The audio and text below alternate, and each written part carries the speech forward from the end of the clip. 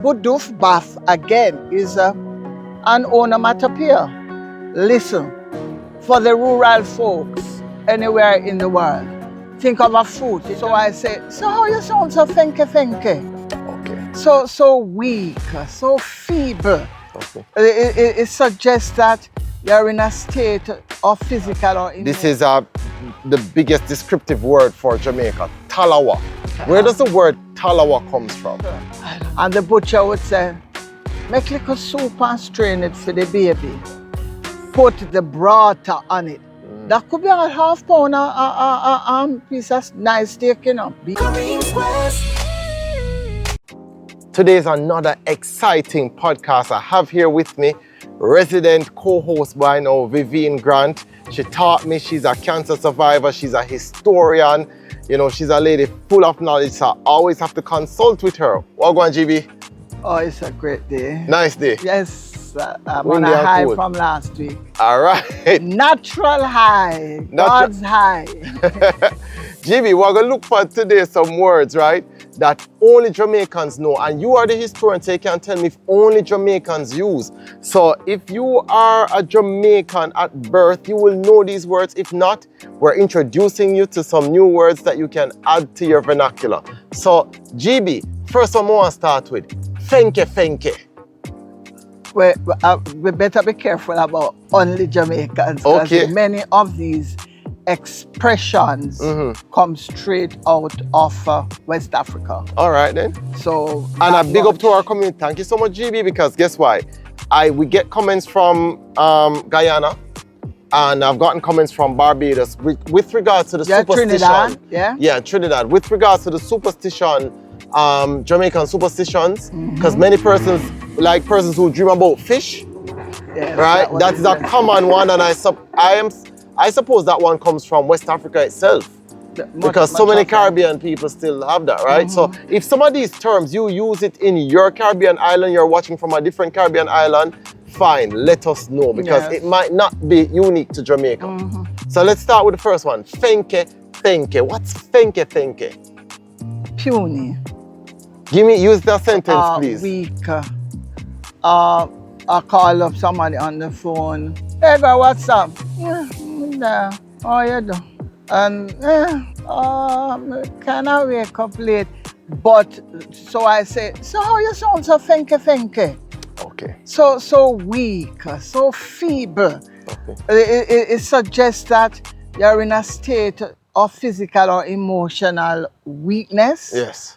There's some kind of frailty going on there. Fenke. Not strong. Okay. Be there. You know? There. You know, for those who don't really Jamaican. So can you use fenke to describe like an object that is weak? Can a table look fenke? No. Okay. It is human. It is something used to describe the human condition. Okay. So human condition, fenke, right? Yes. All right. The next word that we're going to go on to is Kumumkum. I want to know this one. This has to be Jamaican. Kumumkum. And let me say, as a teacher of English, it is known as onomatopoeia, a word that suggests the sound of whatever happens, like swish of the cow's tail, splash, water, the kumumkum. You hear that sound like something rubbing against metal or something, bone against bone. And kumumkum refers to a person who is meager, mager, slim, very slim, bony. Sometimes so bony that the rib cage and the skeletal thing is obvious, but you don't have to be very obvious. In Jamaica, if you're very slim, especially unfortunately for female, and a gentleman calls to you, not so gentle, and you don't respond favorably to him, he might say, Papanar, you're kumumkum. From your say you know say you're kumumkum. You're bony. Like if me hug your kumumkum, your bones squeeze me. And it has sexual overtones. Yeah? The rubbing of bones against bone and against somebody's flesh. So I know Kumumkum through the deceased dancehall artist called Red Dragon, right? Yes. Yeah, man. All Marga girl, Red Dragon have a new name for them, Kumumkum. Yes. Right? But yes. what's the word in existence before? Yes, man. It's all something that. Really? The Red Dragon must have been brought up by Granny. Oh. Or naughty grandpa. Okay then. Okay, then I did not know that. Unfortunately, it's always used to describe women. So yes, don't it? Yes. And there are a lot of females who say they felt so uncomfortable when they were younger. And slim. Yeah. Yeah? And now we want to be 96 pounds again. Right? So now we're going to flip it over because after Red Dragon did a big song that's called Kumumkum, the slim women were pressuring him now. So he did Budu Baf. Oh, yes. Right? So tell us, what is Budu Baf? I didn't know that either. I know Red Dragon, but I don't know his songs. Yeah. Didn't even know. In the All Fresh. Evening come. Oh, yeah, man. That one I would know. Yes. Right? So that's Red Dragon. Okay. So he's very into the life, Jamaican life. And those are his cleaner songs. Budu Baf, again, is an onomatopoeia. Listen, for the rural folks anywhere in the world, think of a fruit in Jamaica immediately when I saw that and heard it. Think of a ripe breadfruit, a breadfruit way in the top of the tree, and it stay there and ripe. I'm gonna tell you, when it drop, but and if the wind blows and it falls off the tree, you hear that sound. You get that poof. And it's a Budu. It's sound. So Budu Baf means that, and if a fat person, nice way to put it, if you're heavy set, like one, and you fall, oh my Lord. If nobody is in immediate view, somebody around the corner here, Budu Baf, they're running to come to see. So in other words, hit the ground. So it's an antonym then with force. It's an antonym to Kumumkum. Kumumkum. Never thought of it. So the skinny girl, Kumumkum. The big woman, Budu Baf. Yes. But also, it's used in Jamaica, say, we don't use the Buduf part. Budu Baf, you say, in my day, in the 70s, I just put up your hand, ask a teacher. Unfortunately, some teachers weren't always kind, but sometimes we have to understand. Say it 50 times and you're still asking me. And the teacher would nicely say, I think you should ask your parents to take you to check your hearing. Meaning, are you deaf? Didn't you hear me say it? And somebody say, Grant get boof. Miss Boofar. Insult. A heavy insult. So you get boof. Yeah? In my time period, we would have said mud up.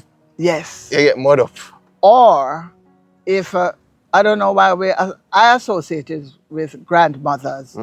You're a child, because you get old and feeble, and so the child is getting quite rude. Grandma says something and you grumble, and she just step up to you and double her fist right in her back. Boof! She boof her in her back. Right. And sometimes some teachers in the all-age school used to boof children, hit them. Somebody hit you in your back, you'll get boof in your back. I've never heard of boof anywhere else but in your back. So it's an insult. My aunt named Lana Downey, and she used to teach at Just Repal.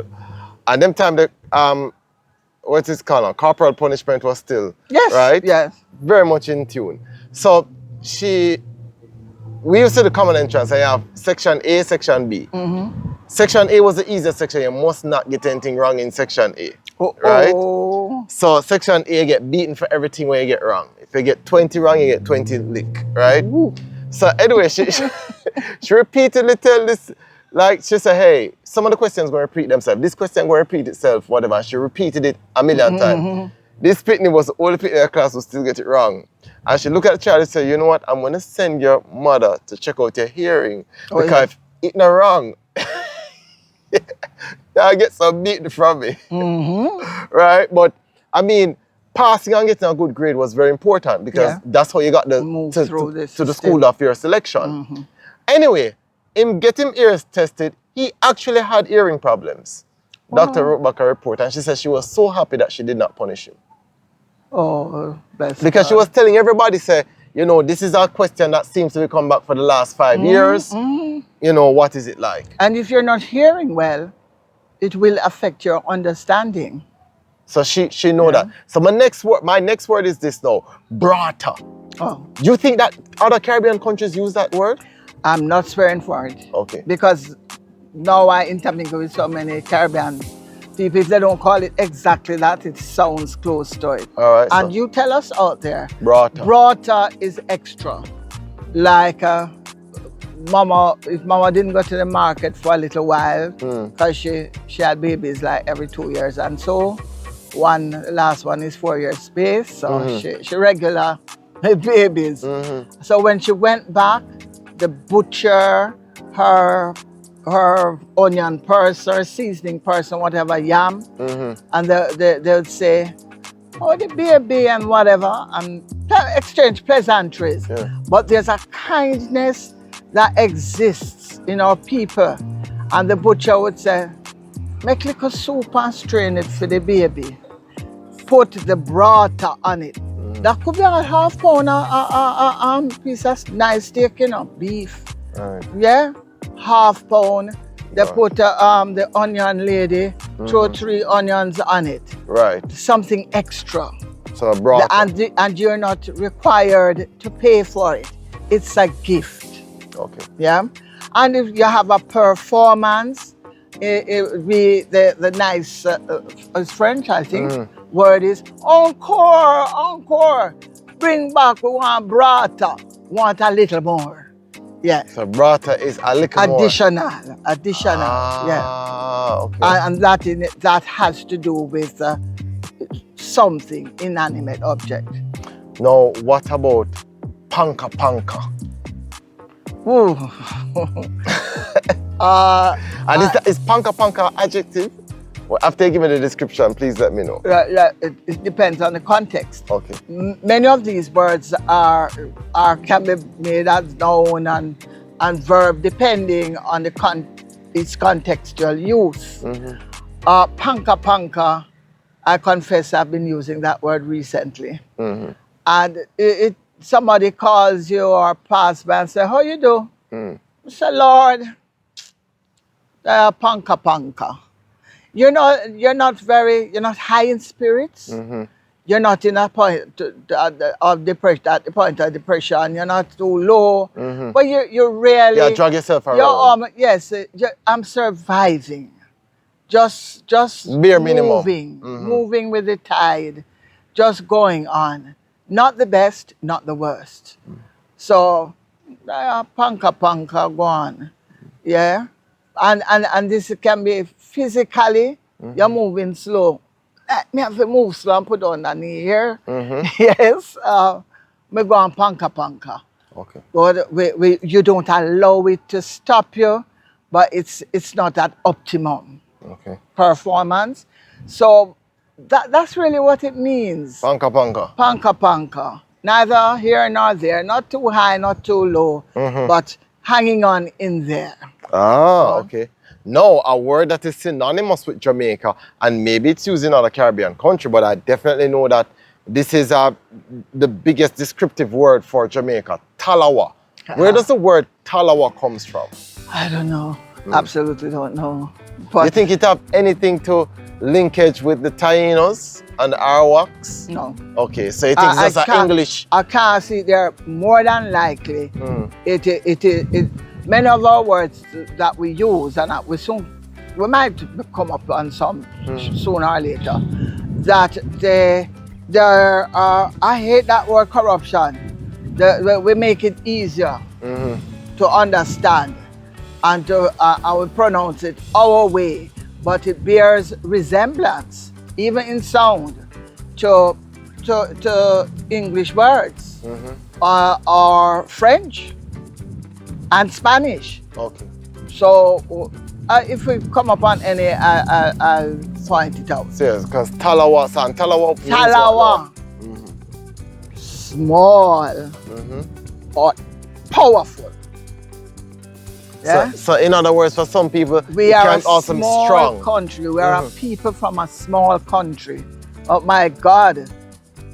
Anywhere on the map you go, say Bob Marley and you are known. Say Usain Bolt and you are known. Just open your mouth and speak.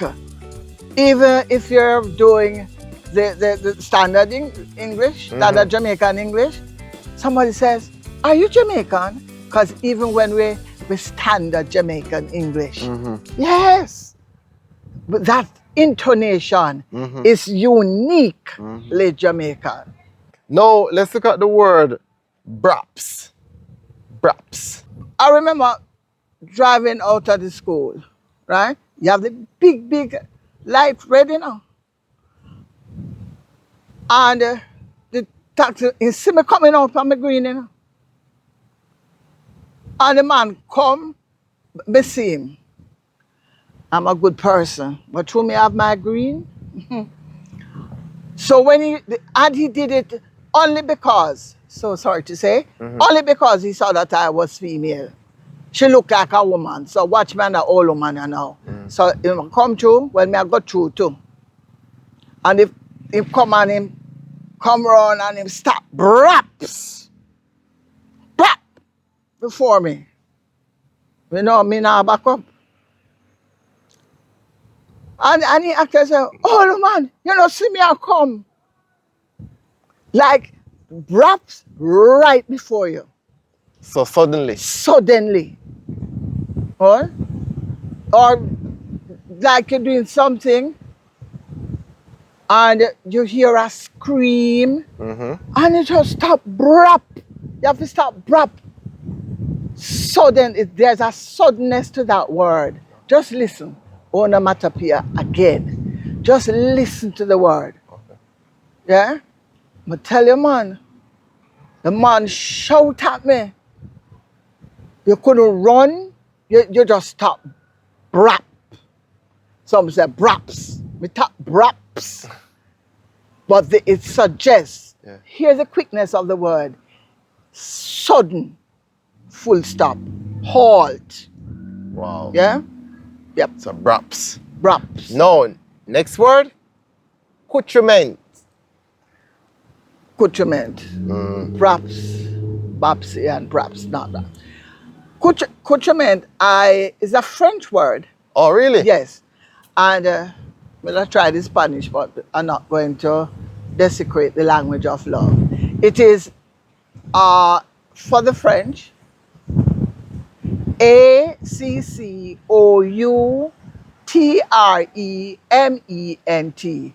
Lovely world we're living in. Google it. And it will give you the pronunciation, and you can use the microphone in the sound, let them pronounce the word. It comes from a French word, accoutrement. Okay. Well, yours truly included. Woman bag always have a lot of accoutrement. Do you hear the similarity? It's not accoutrement, but look at the spelling. And I think the spelling, we would look at it and say accoutrement. And we change it to accoutrement. Jesus, how many can so much accoutrement in your bag? So it's an assortment of things? An assortment of things. I have a painkiller. You have ladies' things in there. You have your lipstick. You might have a little sewing, a needle. You have a little sewing kit. Not to mention paper, writing paper. Not to mention the supermarket receipts. Go on. One little something here, sir. You have, you eat some guinea and you never finish your three of them in the bag. it's just a variety of things. A whole lot of things in one place. Okay. Right? And usually it's in a drawer. Oh, some men, not even your brother, want to go into your drawer. Too much accoutrement in there. Right? Next one. Hallupshalup. Whoa. Where that come from? You have any idea on what time frame? Let me check myself, because I don't want to look too Hallupshalup. And it's a Hallupshalup has to do with one's dress, your deportment. Can you imagine? Look how the little girl come to Sunday school. Just Hallupshalup. Yeah? And you're not neatly dressed. It suggests a lack of neatness. Okay. And like also drag on your clothes. Yes, and my father said, where you going? If you ever hang pan nail, it's a similar. Okay. What? You just take off something and hang upon the nail. It's not smoother, you throw it over. Hang pan nail, Hallupshalup. Okay. Lacking tidy and poor presentation in dress. So we're on the same adjective in terms of dress now, right? Yeah, asked me forward if it was which one? What a lick and promise now. Right? Is that one only for dressing now? So lick and promise. And please use it in a sentence. Yeah, me tell you what Mama say. Oh, go ahead. You little girl, come here. You see them play there, but you lick and promise. Put them back in the water and wash them. Me don't need the gravy from today dinner. And it's so funny. And after that, me is the malicious. Oops! Pashai. See, there goes that sound. Yeah. Anybody knows that one? Pashai. That's something broken, makes that sound. So, just make sure you drop a plate where, so all the dinner plate where daddy get him nicely served things out. And my mother was usually caught up in a thing about shorting your lunch money and whatever. But guess what? Then she'd get upset and say, you know what? Leave them. Leave them. Because if I follow, I serve people from banana leaf, I will get gourd. Yeah? That dried gourd. So, lick and promise not properly done. You lick and promise the floor. Wipe it properly. You can see the little streak of the wet cloth or mop. Yeah? Not properly done. But I think of it, when I hear lick and promise, it's usually for ironing and for washing dishes. Okay. And me tell you, that's something that, it's not in style anymore, ironing. Better know how to do the sleeves. And seam them. Some seams. And the good thing is that men don't the seams no more, really. Yeah. Yeah, so. And your uniform, you're not coming out of the house looking like one part iron and the other part crinkle up. Right. That's lick and promise. It's to be done properly. And then we're going to talk about the punishment that come because them say cut body and draw ears. All right. I hope it's okay. It's a Jamaican, you're the rear, bottom. Usually referring to a child. Well, you will not listen. You will not heed warnings. And somebody will tell your mother, said, draw him ears from the bad company. The boy there, the group there, a pure little ganja smoking boy. And it look at them start to petty thieving. Draw your little boy ears. And by the way, older people literally held on to the poor child's ear. Yeah, man, drag him. Listen, you're not here.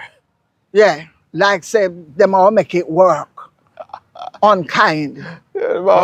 So they literally pull you by your ears, draw your ears, is to bring strong attention. I say you're not to go to X and X place, and I hear you were there. So, and if you go back, watch me and you.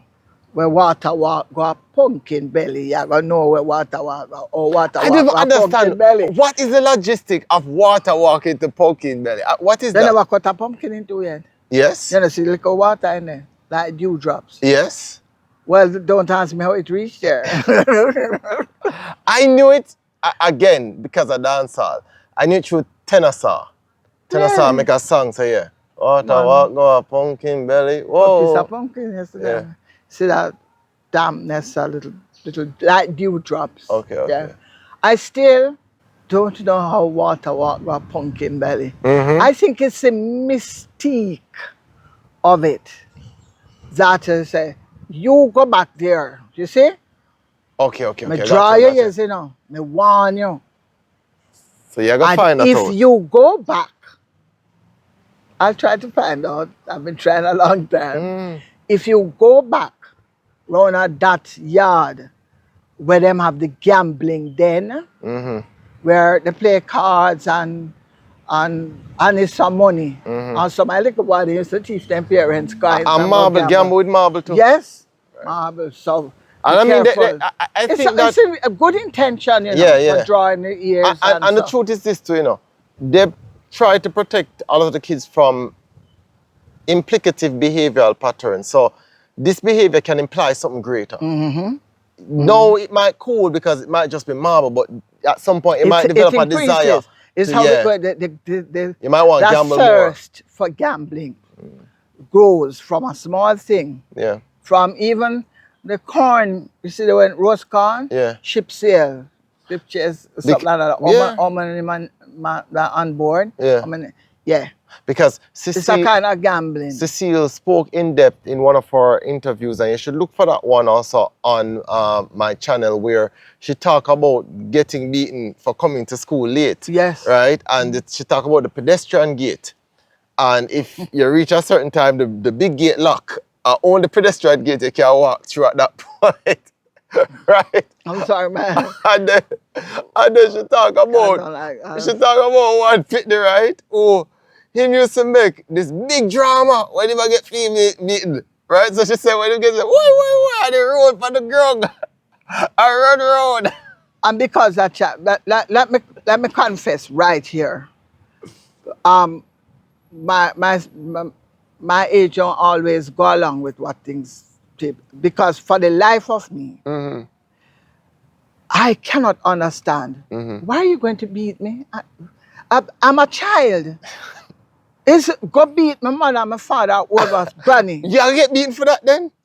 Then I pass back down the beating to you. You inherit it back. That is not fair. Well, you see, I've always thought it was unfair. Why are you beating a child? Because the child come to school late. You find out? So here what? This is two things that I looked at. Let me look at it fairly, because we have a nice discussion on one of my social media pages, Kareem's Quest, all right? I'm on all the platforms. On the platform, some people for it, some people against it. This is my view though. As a third world country, you need discipline. We're not a first world country where people going to take you in. Not enough to come by force. Wait, no, but guess what now? So this is my next argument. There's a difference between abuse and discipline, right? Yes, I think so. No, I have grown up to become a man and see a person lose a job who is totally competent, right? And his one downfall is that he's tardy. It's one downfall, you know, right? A tradesman, let's say a tradesman, right? Extremely good at electrical work. Do it exceptionally well. The only problem is that he cannot stick to time. Can't keep. Right? And because now he cannot stick to time, he loses his job. Because him lose job, him can't take care of little pitney them. Because him can't take care of little pitney them, him house will start fall apart. I understand it from both sides. Yes. You get me? Because we don't have a lot of resources. People have to get things right. So as a little child, and that is why the older generation, they pay a lot of attention to punctuality. The older generation, get ready and wait. Yes. You get where I come from? I prefer to wait. Even now, I prefer to wait than for somebody to come to me. And the older generation believes that everything must be done at the first strike and morning. For everything. Time and place for everything. So that punishment. I still will never condone corporal punishment. when I was at all-age school, my teacher was beating a girl beside me. Cynthia, remember me? She was sitting right beside me, lovely, quiet girl. And she was very light-skinned. And I loved her then, and I love her because I couldn't sew, though my mother dressmaker, she sewed the baggy for me, in a sewing class. But when I got older, and I always remember her, I hope the next volume of poems, our poem that I wrote, because I can relive it now. Yeah? She came up and she fat, you know, and short, and she jumped up on the desk, you know, the desk with the inkwell, the round holes there, yeah. And she beating the little girl across her back, you know. And you just see on her hand, and you see red. And I'm sitting right beside her, and she's crying. I'm ashamed, but every one she got, I felt it. And at the end of it, I had an icicle pool on the floor. Wow. Yeah? She wet herself or you wet yourself? No, me wet up myself. Yeah. And so, you feel it and for my, of course, and for my siblings who might see it, they might say that I'm, you know, me spoil and whatever. But I have a serious thing, fear of somebody hitting me. And because of that, they see me as a goody two shoes, I was obedient. Yeah? But here the challenge, but no. Let me tell you. I didn't get a lot because as my father grabbed me, I go, even upon the shoes, and I go to a wedding and burnishing shoes, you know. That was the last one I attempted. But like seriously, no song. You don't you want me to turn idiot? Yeah, but here what do? Whip me. Yeah, but guess what? Whip me and then ask me the question. But guess why? My brain gone. The good thing with somebody like you is that you make the adjustment. There are countless amount of us that don't make the adjustment. Because I think me get it from me, I get it back. No, but what I think is this. I think governance and punishment is heavily dependent on the individual. So I don't even think one form of governance can work for one body of people. I think if you're lazy, then you must be in a dictatorship. I think if you are somebody who... no, seriously, because that person only going to respond to being that forced. Kind of severity. Yeah. I think if you are responsible, then be in a situation where you can make your own choices. Be in a free democratic type thing. You get me? I don't like corporal punishment for children in schools. Yeah. And what you do at home, and I don't have a problem sometimes when my daddy say, hot lick on backside, no agree? So if you don't want to get the hot lick, then you will be obedient. If you don't mind, he's going to give it to you. And something to remember. But it was not abuse. And that's the difference. That's a line. That's what I say. You have to cross the line between punishment and abuse. Yeah, because... electric, wow. Yeah. So another thing we beat at, the fan belt out of the car. Yeah, man. The machine, I don't know any name. The sewing machine has this cord thing. Yeah, man. No, you know how I know about sewing? The belt. Yeah? Yes. The machine belt. How the hell you must use that and slap a child? So here Anybody? So here what I would say to do. Give me a break. So, and I would want, get into this lively discussion with us. That for me is abuse. So there's a difference between punishment and abuse. But I can tell you this though, GB. The reason why I am more going towards one side with it, I have been at the juvenile facilities and I've seen young men who were never held accountable. I've seen young men who challenge things, right? And no punishment whatsoever. And the punishment that they got was so mild that it never had any effect on them. And I've seen the result of if that's all that is going to be done. What happened. And I understand that we're a third world country because there's a young man that I'm helping now. He has been in juvenile lockup for close to 2 years. No trial, no nothing.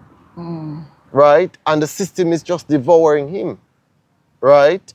And countless other young men are like that. Because you have men right now who then are locked up as though they are in prison. He's a teenager. Well, I see the Yeah, you get me? Lockups up. But you have man with their, yeah, he's a teenager. You have man with their high teens. High teens, yeah, 15.